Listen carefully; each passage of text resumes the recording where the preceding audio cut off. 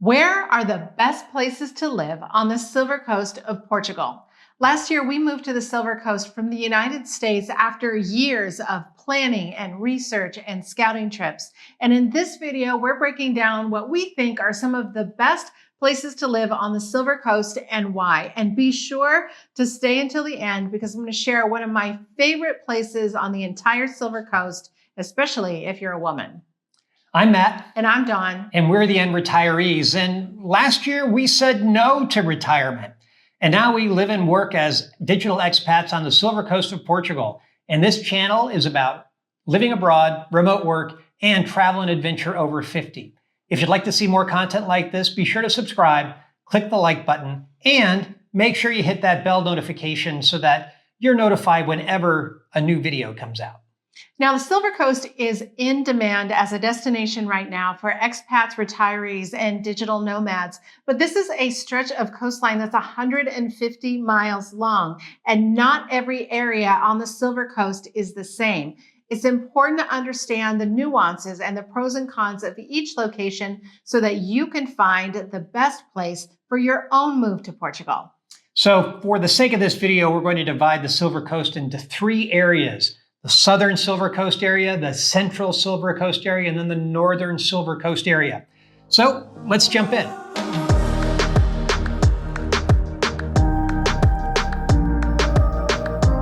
So what do we mean when we say the southern Silver Coast? Well, for the sake of this video, we're talking about the area from Santa Cruz to the south to Caldas da Rainha to the north.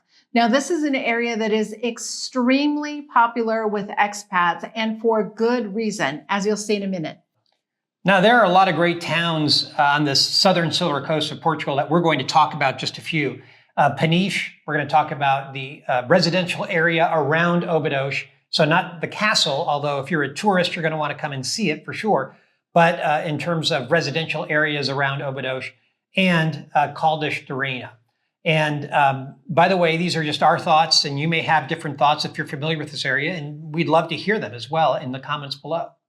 So we're going to start with Peniche. Peniche is a town of about 26,000 people, and it is famous for surfing.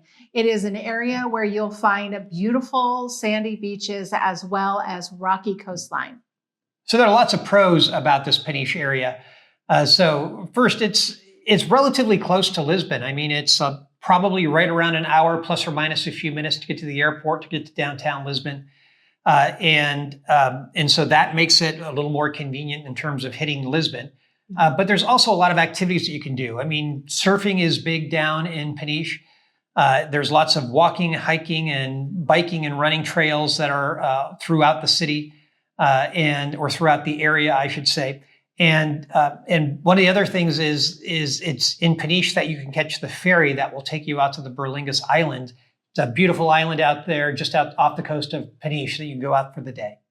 Now, another area that we want to talk about is Óbidos. If you are a tourist visiting the Silver Coast, you don't want to miss the Óbidos Castle. But if you are on the Silver Coast on a scouting trip looking for a place to live, you don't want to miss the area around the Óbidos Lagoon. Now, all of the Silver Coast is ideal if you want an active outdoor lifestyle, but this area around the lagoon specifically has it all. Fishing and kayaking and kite surfing and paddle boarding and golf. And I mean, the list really goes on and on and on. So this area is just north of Peniche, and it includes towns like Vau and Nadadoro and Foz de Relo. And we'll break down each of these areas. So first off, let's talk about Vau, which is a town that's on the southern side of the Óbidos Lagoon. And Vau it's really been built up with a lot of new construction, a lot of resorts. It is where all the golf courses in the Silver Coast actually are. So if you are a golfer, this is going to be your central hub for golf. There's very little golf other than in this area. But even so, there's a beautiful coastline and beautiful hiking areas around this area as well. Yeah, absolutely. Now, if you are a golfer, just to be aware, the Óbidos Lagoon is huge. It's massive. And so another area is Foz de Arelho, and it is lovely. I'll talk about that in a moment. But something to know is that it will take about 30 minutes to drive around that lagoon. So if you are somebody who likes to just hop in a car or a cart and be on the golf course in, under 5 minutes, you're going to really probably want to stay around Val. But Foz de Arelho is an absolutely gorgeous area of the Silver Coast. There are homes on the cliffs overlooking the sunset, and I think this is my favorite viewpoint on the entire Silver Coast. It takes my breath away every single time. It's just gorgeous. And the beach itself at Foz de Arelho is not very crowded. So even on a summer day when everybody's at the beach, you're not going to feel like you're crammed together with a bunch of other people. It's beautiful. It's spacious. This is a really great area. So we talked about these two towns, Vau to the south, Figueroa de Foz to the north of the Obidos Lagoon. And there's a lot of options depending on how much you want to spend, whether you want new construction or old construction, how close to the beach you want it to be. I mean, the price range is very, very wide in this area. Some of the houses on the cliffs could set you back, I'm sure, north of €1 million. But you can also find much, much more reasonably priced homes in town. Yeah, and as I mentioned before, I mean, any kind of outdoor activity that you want to do this is a really great place for it. So there's lots of pros, but there are some things to think about too, right? Yeah, these are very quiet places. So Foz de Arelho, well, there's some restaurants right on the beach. There's not much else to Foz other than those restaurants on the beach and residential. And in Vau, it's very, very quiet. I mean, there's golf, there's homes, there's a resort or two, so maybe there's something at the resort, but they're very, very quiet. And if you want to do anything, even basic things like going to the grocery store, you're going to be in your car heading out to a nearby town called Caldas da Rainha, which is about, a 20-minute, 25-minute drive in order to get the stuff that you need. So let's talk a little bit about Caldas da Rainha, because of all the towns that we're talking about in this video, this is the one that is not actually on the coast. However, it is very, very popular with expats. Yeah, I have to admit, the first time that we drove through Caldas, I didn't see the magic of it right away. I think you have to do a little bit of digging, but there are so many really amazing shops and specialty stores and restaurants. And I feel like every time we go, we find something new. And so it really does have a lot. Also, in addition to the main grocery stores, it has some specialty grocery stores as well. So you can find a lot there. Another thing that's worth noting about Caldas is that, to our knowledge, this is the only place that has an English-speaking Christian church on the entire Silver Coast. So if you're looking for a faith community, that might be worth looking at as well. Another thing about Caldas that I think is worth noting is that we do know people who live there without a car. They find it very walkable and they manage just fine. So as you think about all of the things that we've talked about for the Southern Silver Coast, what do you think about it generally? Well, so I like it. I mean, it's close to Lisbon, and I think that that's an attractive part just because it's close to the airport and close to the biggest city of Portugal, and I like that. If you're a golfer, this is where you've got to be in order to play golf. But the Obidos Lagoon it's quite impressive because Dawn mentioned we were talking about Foz de Arelho, that the beach feels uncrowded. That's because there's just so much beach. Yeah. Because you've got not only the ocean front side of the beach, but you have all of the lagoon has beach around it as well. Mm-hmm. And so there's beach galore. But I think it's great. Yeah, I think so too. I think you do like Peniche a little bit more than I do. But when it comes to the Obidos Lagoon area, we love this area. I think if we were ever to move to another area of the Silver Coast, we would definitely move here. I think you and I might need to duke it out onto whether or not we lived in Vau or Foz de Arelho, but we love this area. And we think it's definitely worth adding to your list if you are on the Silver Coast doing a scouting trip. We think it's a cannot miss area to see.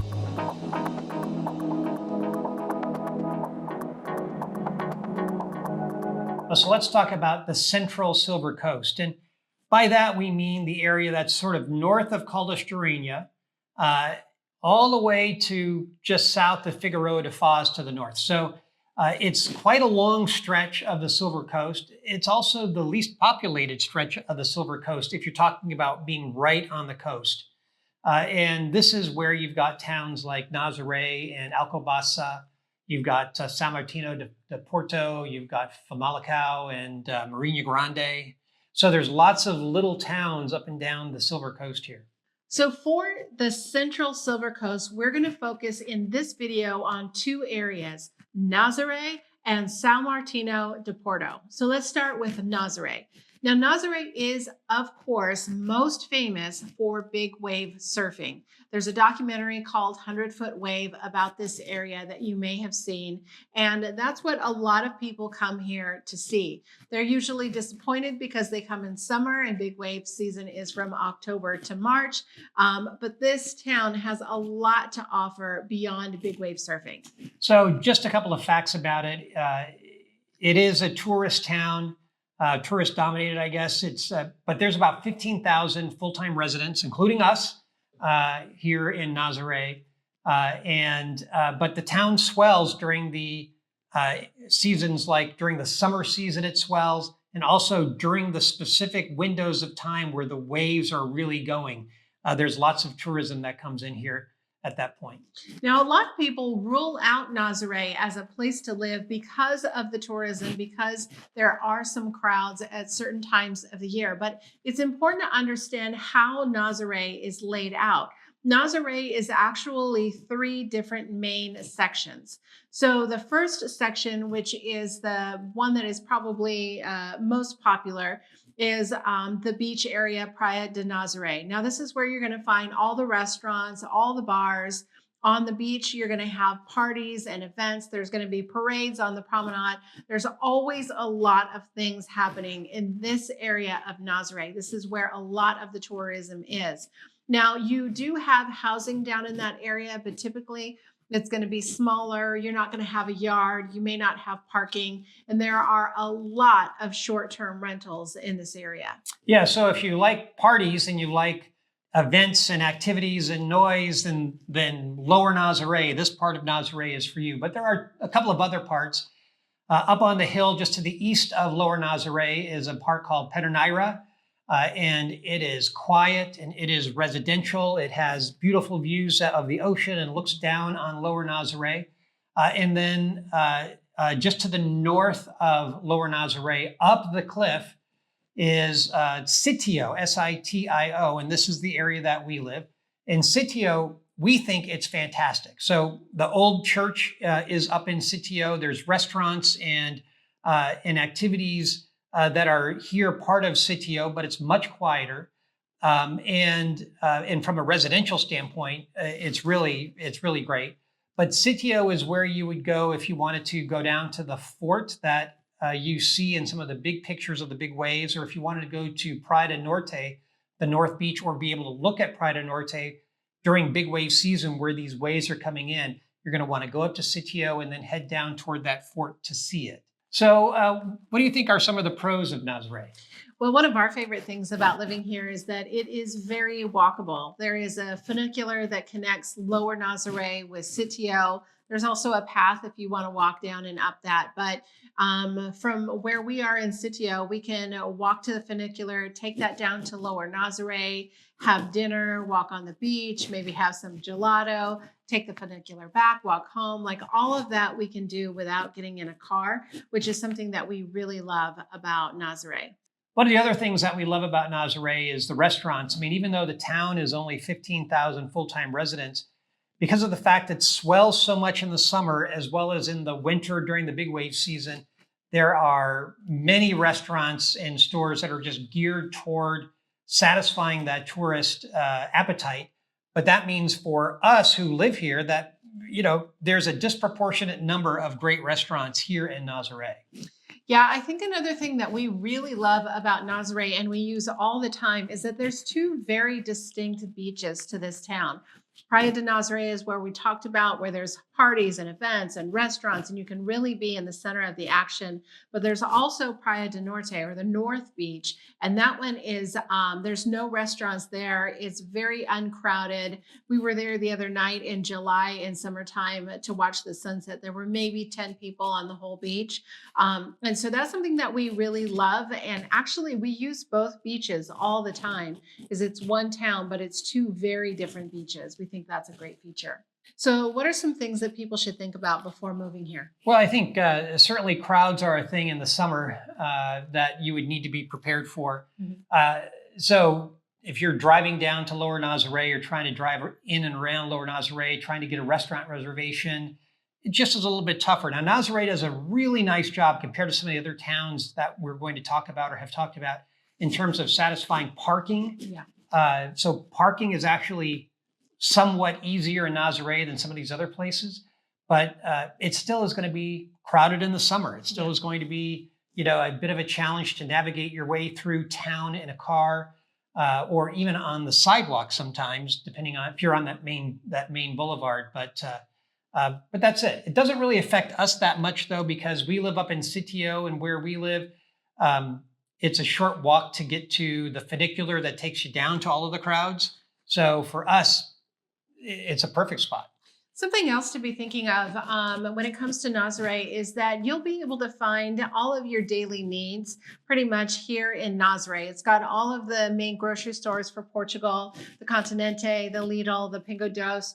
And you're going to be able to go to the bank and some of those basic daily things. But if you need to buy things like clothes or shoes or electronics, you will need to go to one of the bigger towns.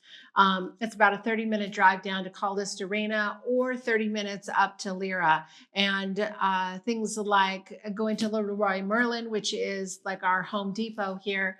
Some of those bigger purchases you will need to drive. Now, let me say that driving to those places is very easy. There's very little traffic, but it is just a 30-minute drive, and it's something to think about as you're choosing a place to live on the Silver Coast. So next town we're going to talk about is Sao Martinho de Porto, which is a small town just south of Nazare. And I say small town, it's about 3,000 full-time residents there. There's also a couple of other smaller towns that are nearby, like Silver de Porto, that would also be counted in that. Now, Sao Martinho de Porto is a little bit unique on the Silver Coast because it's built around a sort of cove. And what that means is that unlike other beaches on the Silver Coast, it can be a little bit more dangerous on some days. This is, you're going to find a lot more people in the water, people swimming, little kids, paddle boarding. They've got pedal boats that you can take out. And this is also a really nice beach to go for a walk, a run, or take your bike on one of the trails. So let's talk about some of the pros of San Martinho de Porto. And we hear from some expat friends of ours that they prefer that town to Nazare just because it is smaller and it is quieter and there are less activities and less noise. All of that is true. But it's the cove is unique, and along that several block stretch of the cove, there are restaurants and shops and things like that for people to enjoy. But things to think about is in the summer, it can get crowded and very crowded for a small town. Parking is not great there, at least parking right near that beach area is very challenging if it gets crowded. And while you do have that little stretch of shopping, it is aimed specifically at tourists. And so for a lot of daily activity, grocery stores, banks, and things like that, you may need to be in your car driving several miles either up to Nazare or out to Caldas da Rainha to find those things. So Dawn, what are your thoughts on the central part of the Silver Coast? We love it. I think that it just really has everything that we want. We talked about walkability. If you saw our video about our own house hunt here on the Silver Coast, you know that was a really big deal for us. I don't have anything bad to say. I love it here. How about you? Yeah, me too. I mean, I think for us and what we were looking for, Nazare was the perfect fit for us. Mm-hmm. We have no regrets about being here in Nazare. Obviously, different people will draw their own conclusions and maybe different conclusions. But for us, this area of Portugal is just perfect. That's exactly why we're doing this video, because we wanted to see more of this detail of these different areas when we were doing our own search.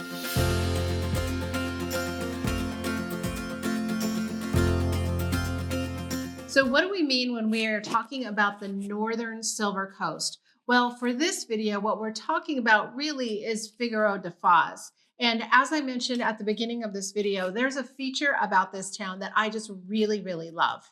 So let's lay out a couple of facts first. So Figueroa de Foz is about 60,000 people. So it is a legitimate city there on the northern coast. And from a geographic standpoint, it is about an hour and 15, hour and a half south of Porto, which makes it a couple of hours north of Lisbon. And even though we're referring to it as Northern Silver Coast, and even though we think about it as north, the reality is, if you were to look at a map, Figueroa de Foz is pretty much the geographic coastal center between the northern border and the southern border of Portugal. That's right. Now, there are some pros to Figueroa de Foz. One of them is that of all of the towns that we've talked about, this one is probably the most self-contained. And what I mean by that is that if you're down in the Obidos area, as we talked about, you're going to have to go into Caldas da Rainha to find a lot of things. If you're in Nazare, you're going to have to drive into Lira. But here in Figueroa de Foz, you're going to be able to find pretty much anything you need without leaving town. And it's also has a different proximity to other things. So we mentioned earlier that it's about an hour, 15 hour and a half to Porto, but it's about 45 minutes to Coimbra, inland to the east, which has one of the oldest universities. It's a beautiful town. One of our favorite restaurants that we ever have been in Portugal here is in Coimbra. You're about 2.5 hours or so to the Douro Valley, and the Douro Valley is where the great wine and port is made here in Portugal. So those things are much closer to you. But hands down, my favorite thing about this area is the network of walking and biking trails that exist right on the beach. Now, listen, walking and biking trails exist all over the Silver Coast. There's no shortage of them. You'll be able to find them wherever you go. But sometimes they can be a little bit more remote and isolated. So, for example, we recently went for a hike. We were gone for about 3 hours, and I think we saw maybe 5 people the entire time. Now, that was great for us, but if I had been walking alone, I think that would have been a little less comfortable. Listen, Portugal is a very safe place, but if something had happened or I had been injured, I would just feel a little bit more isolated and vulnerable. This is why I love this area of Figueroa de Foz, because there are miles and miles and miles of these networked pathways where you can go for a run, you can go for a long walk with your dog, you can go and go and go. And there's always going to be people around. And I just think that if you're a woman who likes to go for long runs, especially or long walks, I just think that this feels a little bit more comfortable than some of the more isolated hiking trails that exist around Portugal. I want to say again, Portugal's a very safe country, but it's just a comfort level, I think. So what do you think some of the pros are of this area? Well, I mean, you mentioned the network of trails, and I think that really is great. The beach is huge. Because of these network of trails, it takes a while to be able to walk to the beach from the road. It does. It's probably, I don't know, maybe it's more than a quarter mile, maybe it's even a half a mile walking down one of these pathways to get to the actual beach. But I like the fact that it is a self-contained city, that there is everything that, for the most part, everything that you would want or need, you can find for the most part in Figueroa de Foz. Yeah, I agree with you. It was a little bit bigger and more congested of a place than we were looking for when we were searching for a place on the Silver Coast, but I definitely get why so many expats love it. So those are some pros. What are some things to think about before moving here? Well, the first I'd say is the weather, right? Yeah. I mean, because it's further north, it's a few degrees cooler than it would be here in Nazare or down in Peniche. But it also is rainier. So Peniche has about 24 inches of rain a year. Here in Nazare, we get a couple of inches more. So we're at 26 inches of rain on average. And in Figueroa de Foz, they get 34 inches of rain. It's quite a bit more rain. Yeah, I think also, even though this is more of a self-contained city than other parts of the Silver Coast, for me, I just think of it as a little bit more remote. It is the town on the Silver Coast of all the ones we've talked about that is the furthest from an airport. It's about an hour and a half to the Porto airport compared to Nazare, for example, which is about an hour 15 to the Lisbon airport. And if there's traffic in Lisbon or Porto, that can be even longer. So I think that's something that's worth considering, especially if you're moving here with the thought that you're going to be traveling a lot. So in general, how would you rate this area? Well, it's wet, so that would be the negative for me, the rain.